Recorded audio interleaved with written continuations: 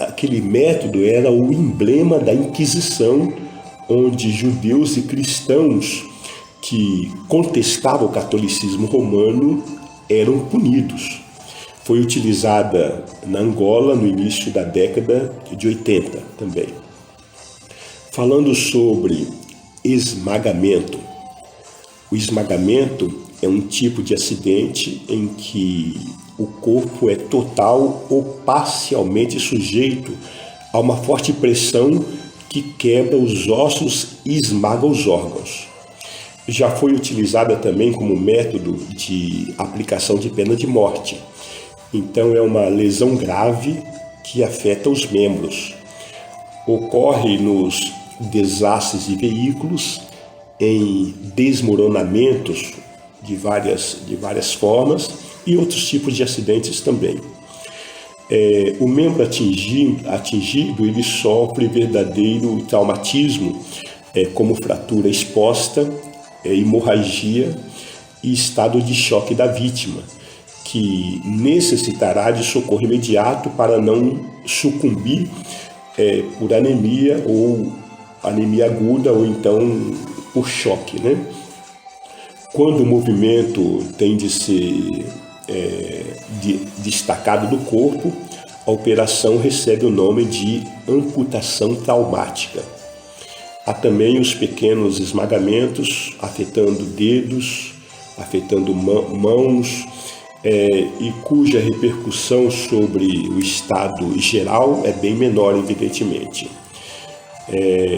Resistindo à vítima, à anemia aguda ou então ao choque.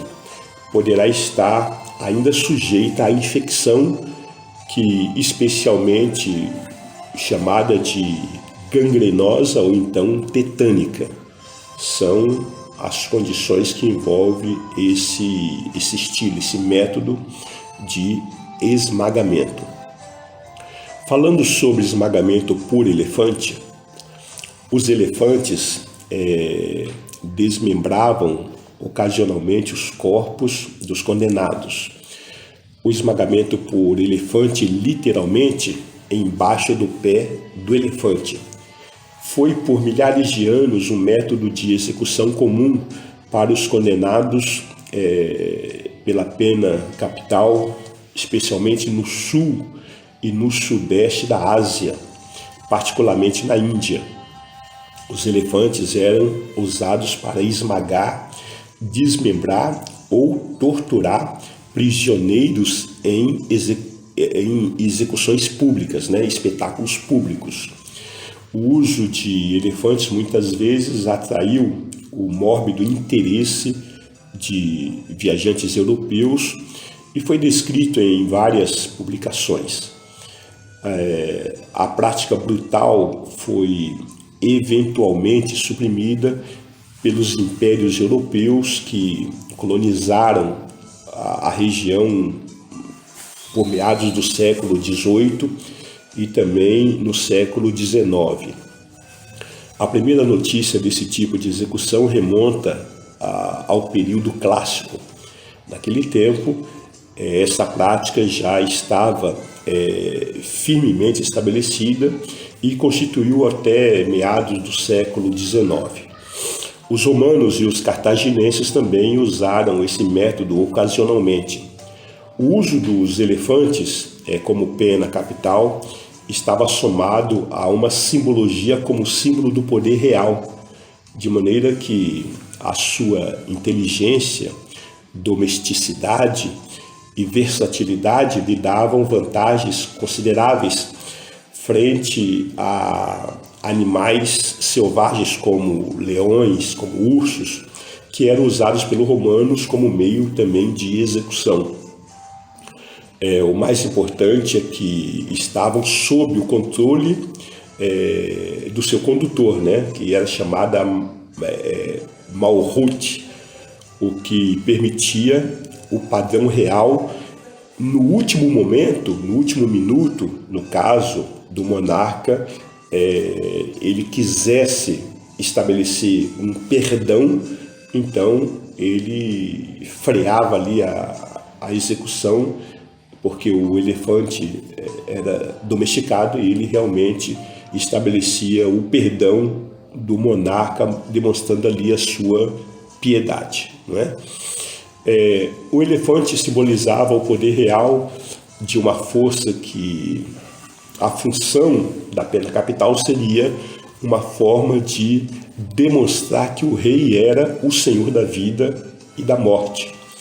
Os elefantes eram, em muitas das culturas asiáticas, um símbolo de autoridade real e segue a ser em alguns lugares, como a Tailândia, onde os elefantes brancos ainda são reverenciados, né? A morte provocada por elefantes ainda é comum em algumas partes da África e também no sul da Ásia,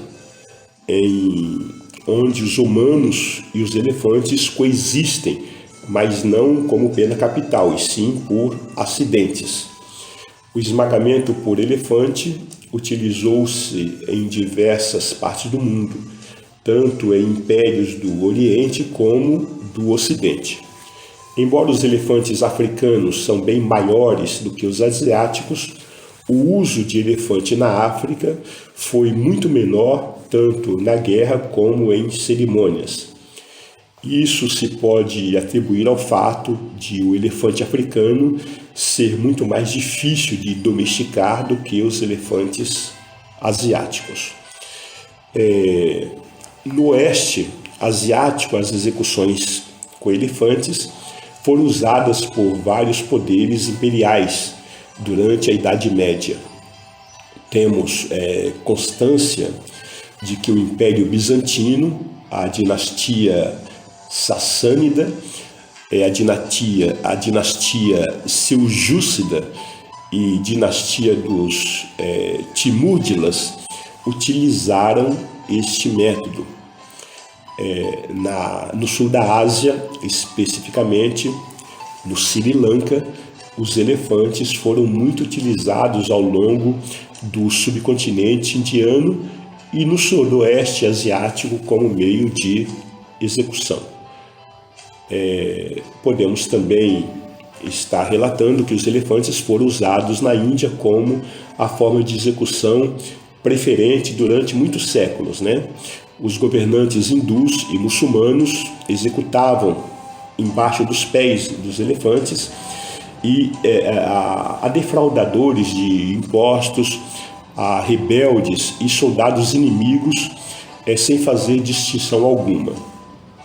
A maioria dos rajás conservavam os elefantes como o único propósito de usá-los nas execuções por esmagamento. Por outro lado, estas execuções eram públicas como advertência a qualquer pessoa que se atrevesse a infringir as leis.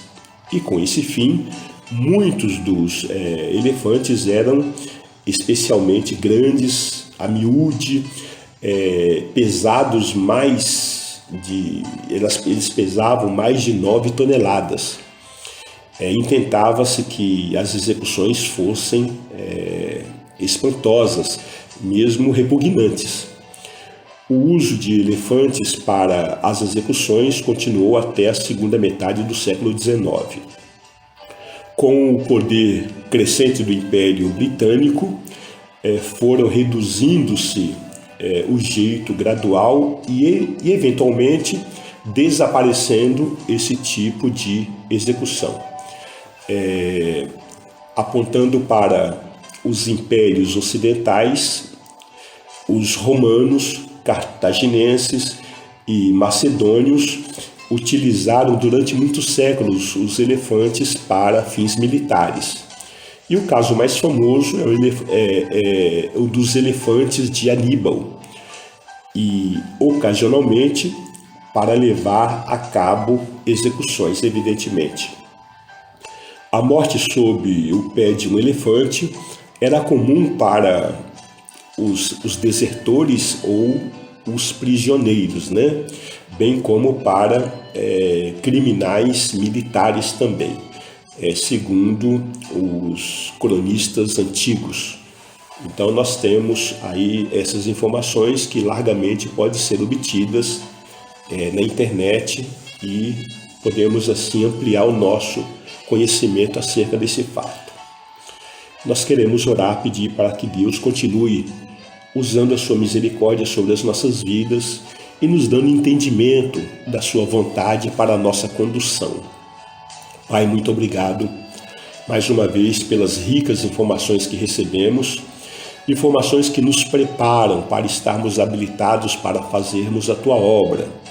Sabemos que a tua palavra em nós é palavra de vida, é palavra de favor, é palavra de misericórdia, em que o Senhor tem preenchido o nosso coração de temor para que possamos não apenas nós nos corrigirmos, mas também transferirmos as pessoas do nosso relacionamento, as pessoas que o Senhor tem nos dado essa condição para ensinarmos a tua palavra e alertarmos essas pessoas sobre o perigo que é estar vivendo em uma vida de pecado. Pai, em nome de Jesus, eu te peço que o Senhor continue abençoando todos os que nos ouvem, que o Senhor continue, ó Deus, nos preparando, que o Senhor continue nos livrando e que o Senhor continue, ó Deus, nos usando na instrumentalidade do Espírito Santo de Deus. Pelo penhor do sacrifício do Calvário, em nome de Jesus Cristo é que nós oramos agradecidos. Amém.